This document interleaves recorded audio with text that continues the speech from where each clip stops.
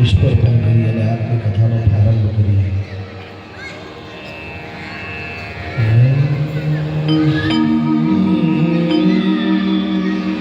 વિભૂષિત કરા નવનીર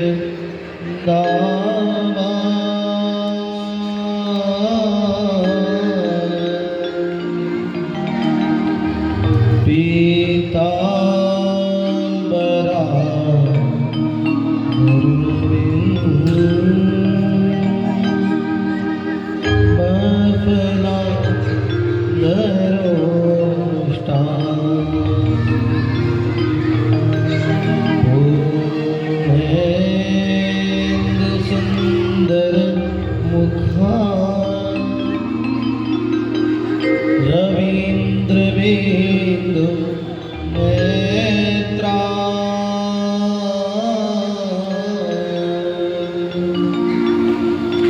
કૃષ્ણાત પરમ કિમપી તત્વમહં ન જાને.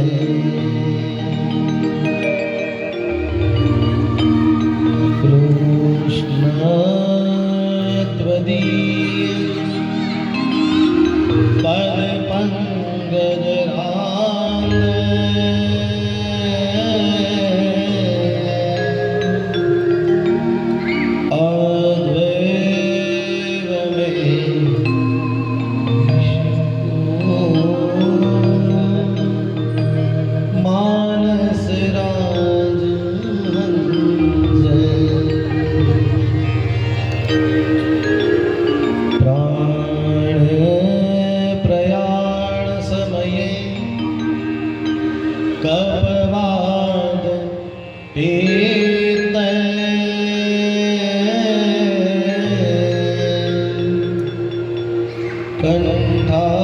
કંઠાવરો ધનવિદો સ્મરણ કૃત. હે માધવ, કંઠાવરો ધનવિદો સ્મરણં કૃતસ્તે. પ્રભો નંદકુમારો મે સ્વામિની વૃષભાનુજા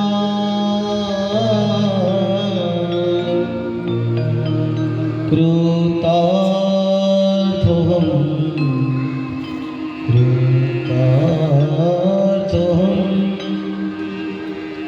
કૃતાર્થં ન સંશય. હે ઠાકર, કૃતાર્થોહમ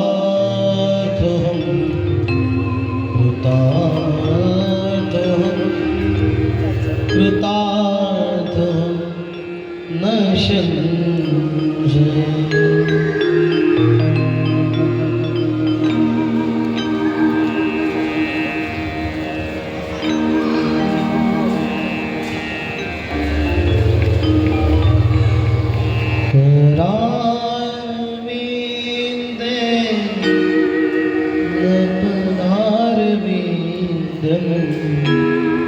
મુખારવિંદ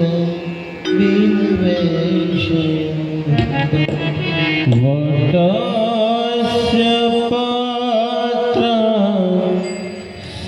પુટેશયાનં બાલમુકુંદં મનસા સ્મયા. શ્રીકૃષ્ણ ગોવિંદ હે નારાયણ વાસુદેવા. જીહવે પિબસ્વા મુક્તમેત દેવા. ગોવિંદ દાતા ધર્માધવેતિ.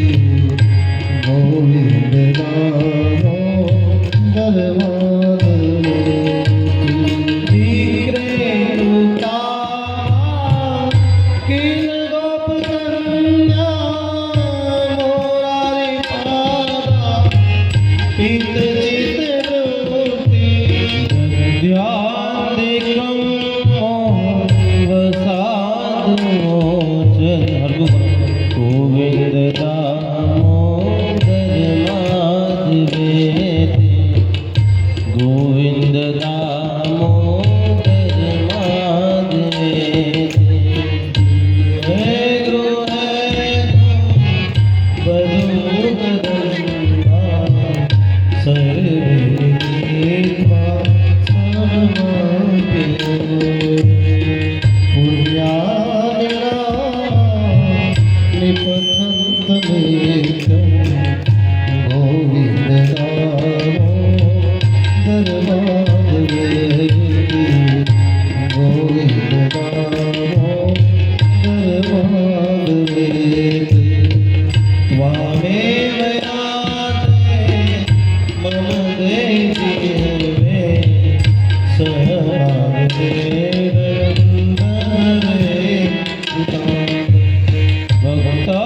भक्तव्यमेव मधुरं सुभद्या गोविन्द दामोदर माधवेति गोविन्द दामोदर माधवेति गोविन्द दामोदर माधवेति गोविंद माधव स्तोत्रनो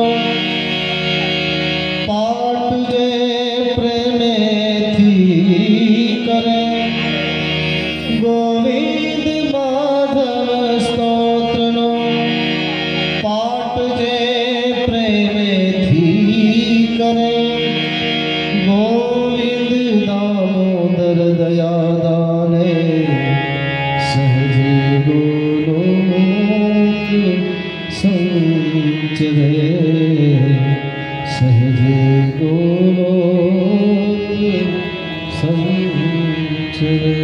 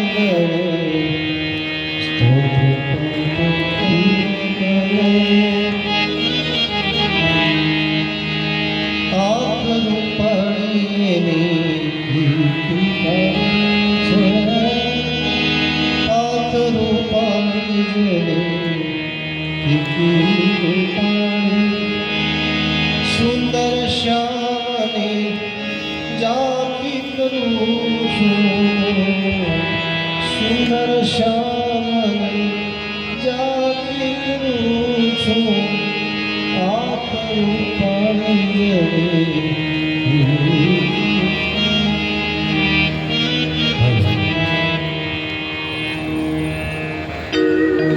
બોલે ભાગવત ભગવાન કી જય।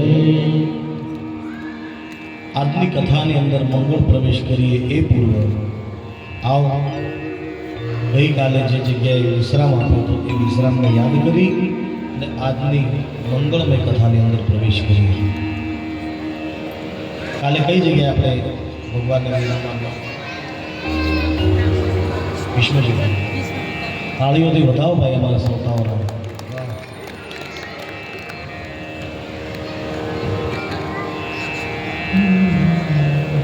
ઇતિમતિ રૂપમ પિતા વિતૃષ્ણ।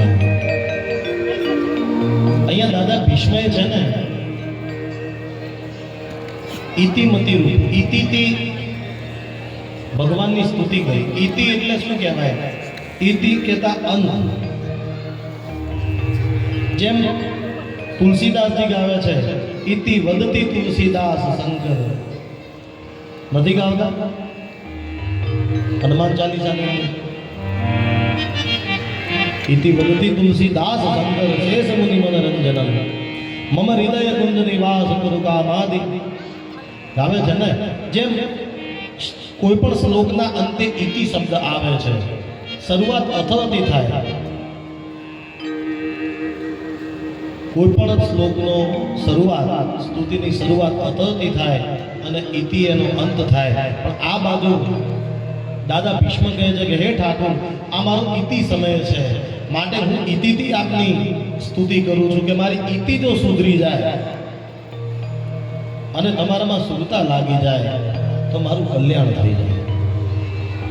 અને અહીંયા ભગવાનની સ્તુતિ કરી, ભગવાનની 11 શ્લોકોની અંદર સ્તુતિ કરે છે।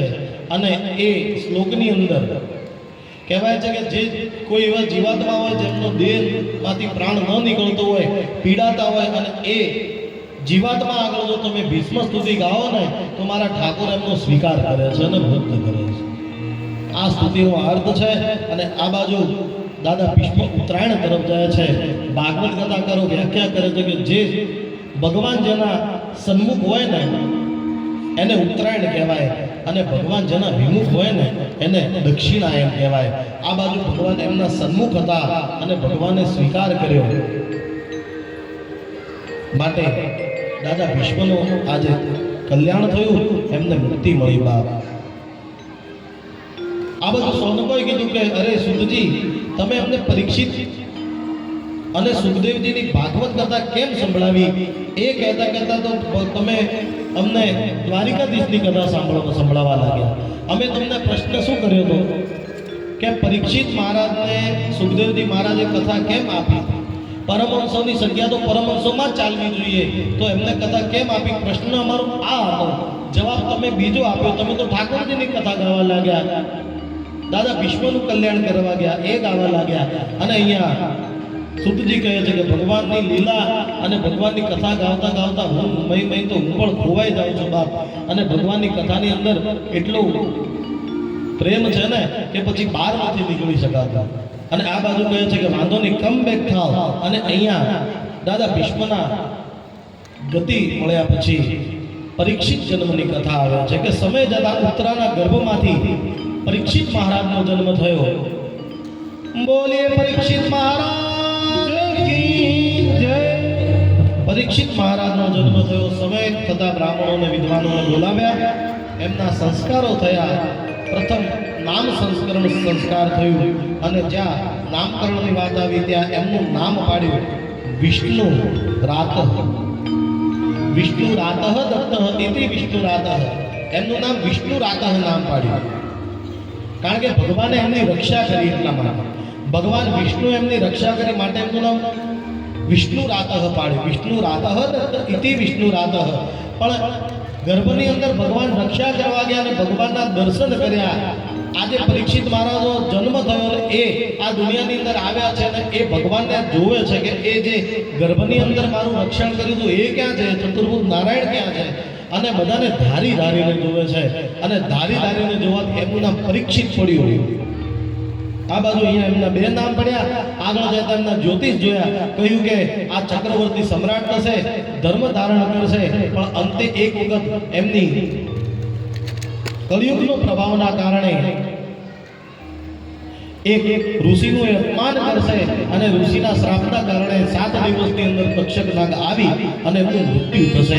બાપ જ્યાં આવી વાત કરી ત્યાં પાંડવ કીધું કે અમારા કુળની અંદર કોઈએ બ્રાહ્મણોનું અપમાન નથી કર્યું, અરે તમે યજ્ઞ કરવો હોય તો યજ્ઞ કરો, દાન આ લેવું હોય તો દાન લઈ લો બ્રાહ્મણો વિદ્વાનો, પણ આને મિટાવી દો, વિધિના વિધાનને મિટાવી દો બાપ. એ મૃત્યુ થાય એનો અમને તકલીફ નથી કે સર્પ આવે અને કરડે એમનું મૃત્યુ થાય. તકલીફ અમને એ વાતની છે કે અમારા કુળની અંદર કોઈનું બ્રાહ્મણોનું અપમાન કર્યું નથી. અને આ બાજુ બ્રાહ્મણો કહે છે કે હવે જે વિધિનો લેખ છે તો હું બદલી ન શકું. આ બાજુ વિદુર તીર્થયાત્રા ઉપર ગયા હતા અને 36 વર્ષ પૂરા કરી અને પાછા આવ્યા. પાંડવોએ એમનું સ્વાગત કર્યું અને એ દિવસે રાત્રિએ ધૃતરાષ્ટ્રના ભવનની અંદર ગયા અને ધૃતરાષ્ટ્રના ભવનની અંદર ગઈ એમને કટુ શબ્દો બોલવા લાગ્યા કે હે ધૃતરાષ્ટ્ર, તમારા 100 દીકરાઓને મારી નાખ્યા જે અધર્મી હતા. આજે એ દીકરાઓને માર્યા અને જેમને મારવા માટે તમે અસંખ્ય ષડયંત્રો રચ્યા જે પાંડવોને મારવા માટે, અને આજે એમના જ ઘરમાં તમે પડ્યા રોટલા ખાવ છો. આપને થોડીક શરમ આવી જોઈએ. જ્યાં આવવાનું કે હવે આવી રીતે કે પડ્યા રોટલાના આ પાંડવો કઈ કે નહીં એનો અર્થ એ ના હોય. અને પછી કહેવાય કે બહુત ગઈ થોડી રહી અબ નારાયણ ચેત, બહુત ગઈ થોડી રહી અબ નારાયણ ચેત. અહીંયા જે ઉપદેશ વિદુરજી આપ્યો છે ધૃતરાષ્ટ્ર અને ગાંધારી અને આ બાજુ વિદુર રાત્રિના સમયે મહેલમાંથી નીકળી ગયા અને હરિદ્વારથી 10 કિલોમીટર દૂર સપ્ત સરોવર આવી અને ભગવાનની ભક્તિ કરી અને પછી ત્યાં પોતાનો દેહ ત્યાગ્યો છે બાપ. આ બાજુ ભગવાન દ્વારિકા ગયા, એમની સાથે અર્જુન પણ ત્યાં ગયા હતા. એક સમયે 7 મહિના જે યુધિષ્ઠિર છે ને એ પોતે ફરી વખત નિષાદની અંદર બેઠા છે, એમને વિષાદ લાગ્યો છે અને આ બાજુ ભીમ આવે છે. ભીમ આવીને કહે છે કે હે જ્યેષ્ઠ, શું થયું, આપ કઈ ચિંતામાં છો? અને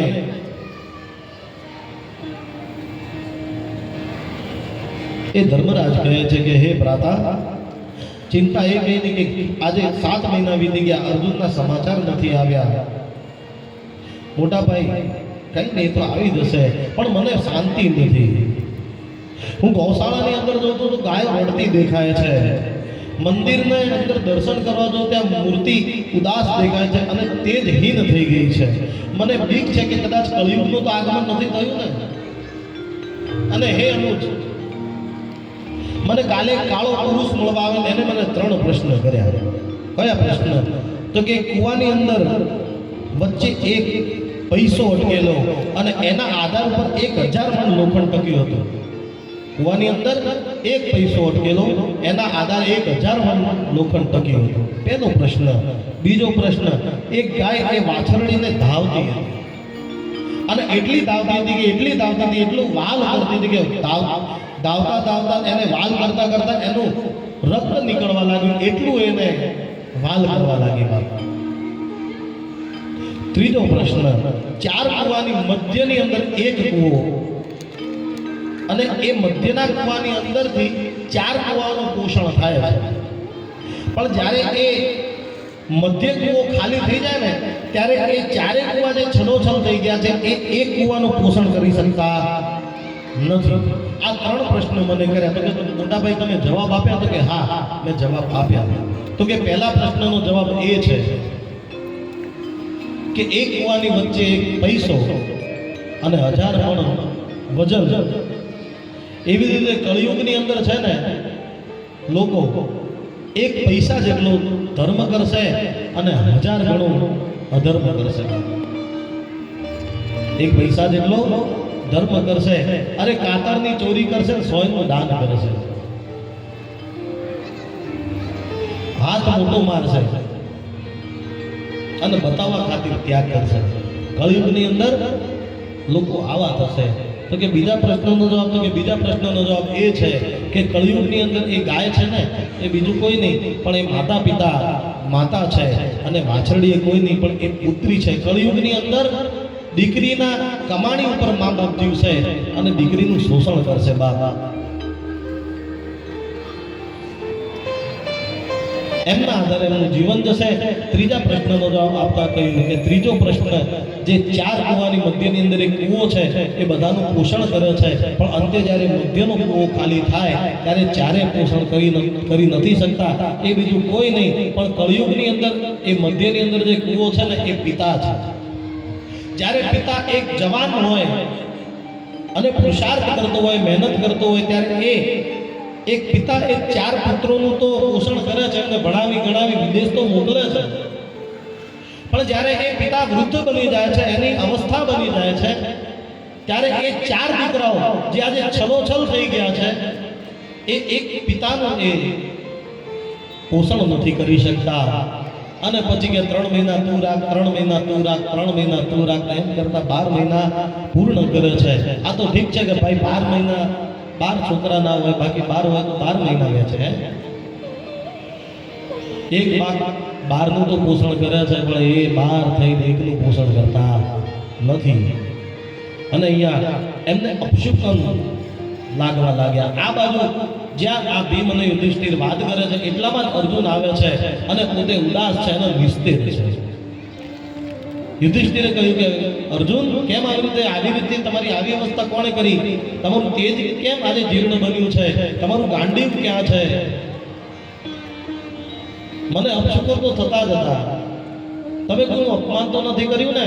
તમે બ્રાહ્મણોનું તો અપમાન નથી કર્યું ને? અરે તમે કોઈને મૂકીને જમ્યા તો નથી ને? અરે તમારા સાસરાની અંદર તમે વધારે રોકાયા તો કોઈએ કઈ કટુ શબ્દ તો નથી બોલ્યા ને? અરે એ તો ઠીક, તમે કોઈ ગણિકાઓનો સંગ તો નથી કર્યો ને? આ 2-5 પ્રશ્નો એમને કર્યા અને અહીંયા અર્જુન કહે છે કે ના જ્યેષ્ઠ, એવું મેં કોઈ કાર્ય નથી કર્યું કે મારા કુળને લજવું, પણ એનું બીજું કારણ છે. તો કે શું કારણ છે? અને અહીંયા અર્જુન કહે છે, વંચિતો મહારાજ હરિણામ બંધુરૂપિણા યેન મેધુપદમ દેજો દેવ વિસ્માય મહે યસ્ય શ્રવણ યોગેન લોક હરિ પ્રિય દર્શનમ ઉત્થૈન રહિતોમેશ મૃતક પ્રોચ્યતે તથા. હે જ્યેષ્ઠ, આ શરીરની અંદર જેમ પ્રાણ ન રહે તો આનું મૂલ્ય નથી, તે જ રીતે આજે ભગવાન દ્વારિકાધીશ આ ધરાને છોડી પોતાની લીલાને સમેટી અને પોતાના નિજધામ ગયા છે. મને અનાથ કરી નાખ્યો, આપણા બધાને અનાથ કરી નાખ્યા છે. કે ઠાકોર આપણને છોડીને જતા રહ્યા છે, આજે ધરતીને અનાથ કરી નાખી બાપ. માટે હું નિસ્તેજ છું. અને અંત સમયે ભગવાને મને એક કાર્ય સોંપ્યું હતું કે હે અર્જુન, 7 દિવસની અંદર દ્વારિકા ડૂબી જશે, જે શેષ બચે એને લઈ તું હસ્તિનાપુર જજે. અને ભગવાનનો આદેશ માનતા હું ત્યાંથી નીકળ્યો અને ત્યાંથી અષ્ટપટરાણીઓ અને જે શેષ ગોપ ગોવાળ અને દ્વારિકાવાસીઓ શેષ રહ્યા હતા એમને